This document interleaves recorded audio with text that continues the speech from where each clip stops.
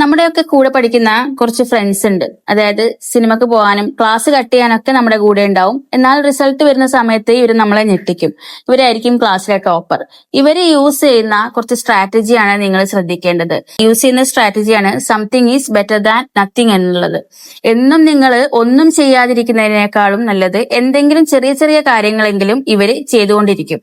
നമ്മളൊക്കെ ചെയ്യുന്നത് എന്താന്ന് വെച്ചാല് എക്സാമിന്റെ തലേന്ന് എല്ലാ പോർഷൻസും കൂടി ഇരുന്നിട്ട് ഒറ്റ ഇരിപ്പിന് വായിച്ചു തീർക്കും. എന്നിട്ട് നമുക്ക് എക്സാമിന് പോകുന്ന സമയത്ത് നമുക്ക് ഒന്നും ഓർമ്മ ഉണ്ടാവില്ല.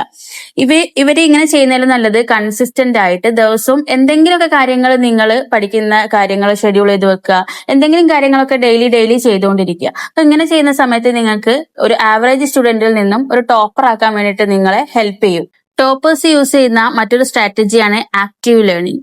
അതായത് നിങ്ങളൊക്കെ ഏതെങ്കിലും ഒരു മെറ്റീരിയൽ എക്സാമിന്റെ ടൈമിൽ യൂസ് ചെയ്യുന്നുണ്ടാവും. ആ മെറ്റീരിയൽ എന്താണോ എഴുതിയിട്ടുള്ളത് അത് നിങ്ങൾ കാണാപ്പാഠം പഠിച്ച് പോവുകയായിരിക്കും ചെയ്യുക.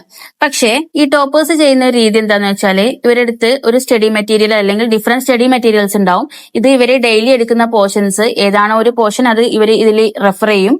അപ്പം ആ ഒരു റെഫർ ചെയ്യുന്ന കാര്യം തന്നെ മറ്റൊരു സ്റ്റഡി മെറ്റീരിയലും റെഫർ ചെയ്യും. എന്നിട്ട് അതിനെക്കുറിച്ച് കൃത്യമായിട്ടുള്ള ഒരു ധാരണ ഉണ്ടാക്കി വെക്കും. അപ്പം ഇങ്ങനെ ഉണ്ടാക്കുന്ന സമയത്ത് തന്നെ നമുക്ക് ഓരോ ടോപ്പിക്കിനെയും കുറിച്ച് നന്നായിട്ട് മനസ്സിലാക്കാനും അത് മനസ്സിലാക്കി പഠിക്കാനും എക്സാമിന്റെ ടൈമിൽ അത് നല്ലപോലെ ഓർത്തിരിക്കാനും വേണ്ടിയിട്ട് ഹെൽപ്പ് ചെയ്യും. ഇനി അടുത്തതാണ് എഫക്റ്റീവ് നോട്ടിംഗ് സിസ്റ്റം. നന്നായിട്ട് എഫക്റ്റീവ് ആയിട്ടുള്ള ഒരു നോട്ട് ഇവര് പ്രിപ്പയർ ചെയ്യും. അതായത് ഡെയിലി നിങ്ങൾ പഠിക്കുന്ന കാര്യം ഒരു ഷോർട്ട് നോട്ടായിട്ട് എപ്പോഴും നിങ്ങളുടെ കയ്യിൽ സൂക്ഷിച്ചു വെക്കുക. ഇത് എക്സാമിന്റെ സമയത്തായിരിക്കും നമുക്ക് നന്നായിട്ട് ഇതിന്റെ ഒരു ഇമ്പോർട്ടൻസ് മനസ്സിലാക്കാൻ വേണ്ടി സാധിക്കുക. നോട്ട് എഴുതുന്നതോടൊപ്പം തന്നെ നിങ്ങൾ സ്റ്റിക്കി നോട്ട് എടുത്തിട്ട് അതിൽ ഷോർട്ട് നോട്ട്സ് പ്രിപ്പയർ ചെയ്തിട്ട് നിങ്ങൾ പഠിക്കുന്ന സ്ഥലത്ത് സ്റ്റിക്ക് ഓൺ ചെയ്ത് വെച്ചാൽ നിങ്ങൾക്ക് ഡെയിലി നമ്മുടെ ബ്രെയിൻ അതിനോട് യൂസ്ഡ് ആവുകയും ചെയ്യും.